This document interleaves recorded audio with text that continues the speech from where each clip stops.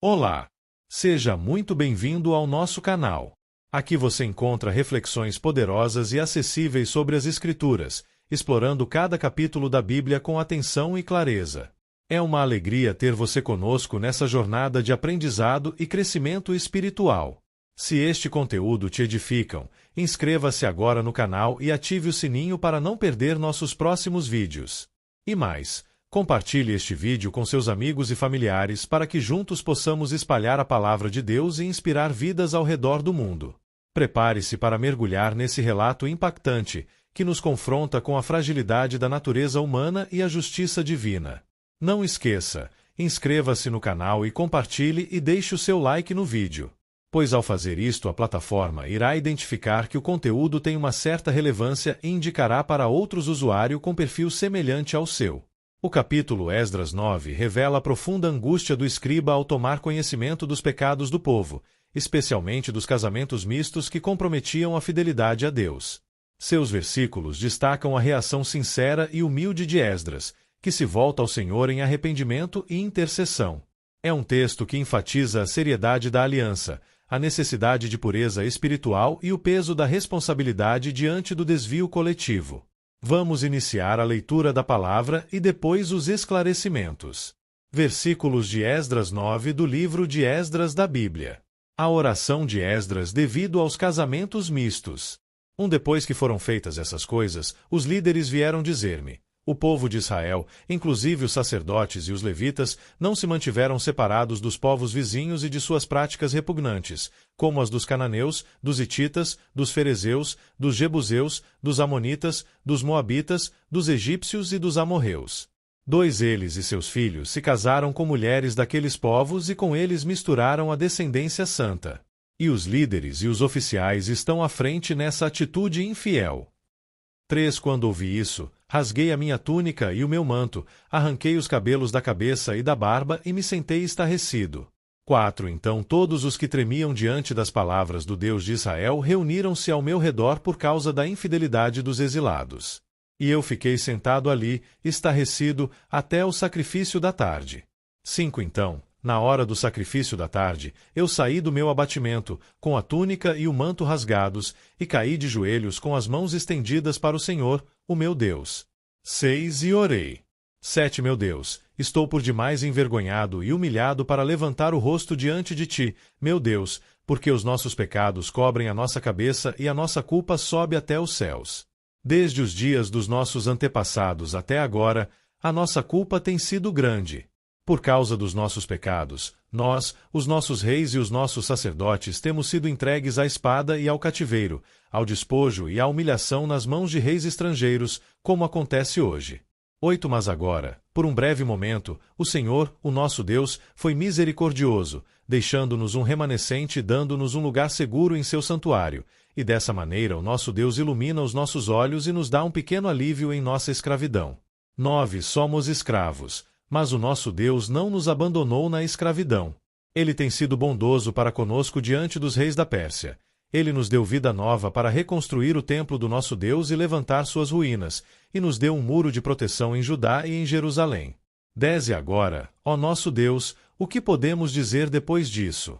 Pois nós abandonamos os mandamentos que nos deste por meio dos teus servos, os profetas, quando disseste: a terra que vocês estão conquistando está contaminada pelas práticas repugnantes dos seus povos.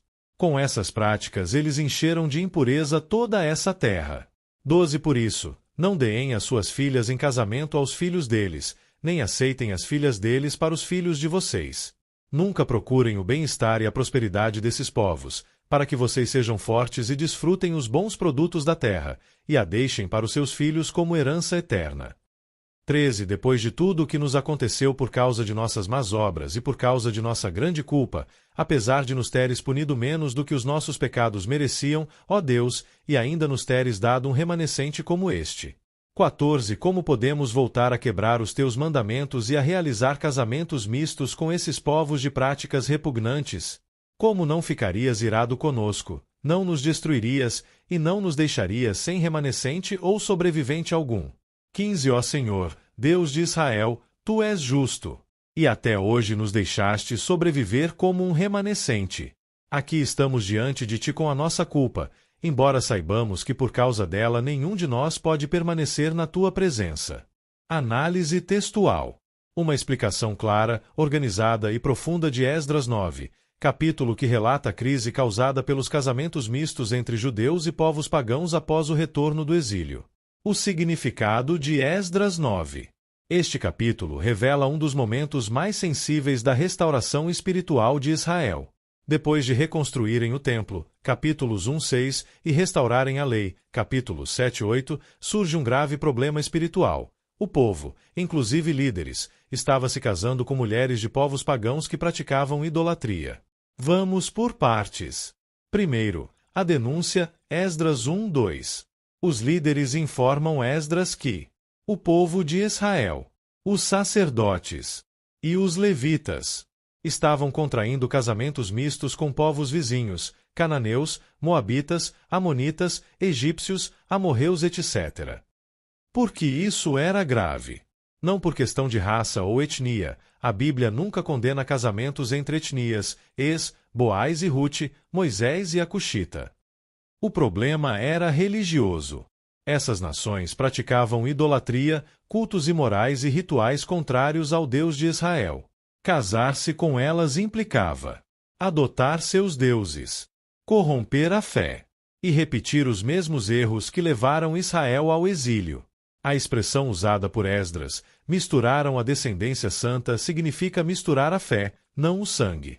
Segundo, a reação de Esdras, versículos 3-4. Rasga sua túnica e manto, sinal de luto e indignação espiritual. Arranca cabelos da cabeça e da barba, gesto extremo de dor. Fica sentado, chocado, até o sacrifício da tarde. Isso mostra o peso espiritual do pecado do povo. Os que tremiam diante das palavras de Deus se juntaram a ele, ou seja, aqueles que realmente temiam o Senhor. Terceiro, a oração profunda de arrependimento, 5:15. Esdras ora em nome do povo. Ele não diz eles pecaram, mas nós pecamos. Mostrando que o líder espiritual leva o pecado do povo diante de Deus. Os temas da oração, 1. Confissão total, versículos 6-7. Esdras reconhece pecado crescente desde os antepassados, que a culpa era enorme, e que o exílio havia sido resultado direto dessa infidelidade.